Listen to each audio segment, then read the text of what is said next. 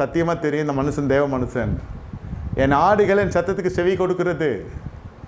ஆண்டவர் சொல்கிறாரு, ஆடாக இருந்தால் நீ கேட்ப, நீ மாடாக இருந்தால், மாடுன்னா தெரியும்ல, நீதிமொழிகள் 7வது அதிகாரம். மாடு அடிக்கப்பட்டுக்கிறத போல் இந்த வாலிபன் திருமணமான பின்னாடி போகிறா, புருஷன் இல்லாத நேரத்தில் வீட்டுக்கு சந்து முனையில் கூப்பிட்டு போகிறாவோ, வா இன்பமாக இருக்கலாம். அதான் அந்த ஃபோன் காலு மெசேஜ் எல்லாம் அழகாக எழுதப்பட்டிருக்கு அந்த காலத்தில். மதுரை வாக்கினால் இணங்க பண்ணினான். அந்த வாய்ஸு, அந்த குரல், அந்த ஃபோன் காலு அது வந்தாலே நம்ம பையன் அப்படியே வானத்துக்கு பூமியை குதிப்பான். திடீர்னு ஓடுவான், திடீர்னு வருவான், முகம் முழுவதும் திருட்டு பூஞ்சி பட்டுரும். தன் மதுரை வாக்கின அவனை இணங்க பண்ணுகிறாள் திருமணமானவள். புருஷன் வீட்டு இல்லை, தூர தேசத்துக்கு போயிருக்கிறான். வா சந்தோஷமாக இருப்போம், ராம் முழுவதும் இன்பமாக இருப்போம்.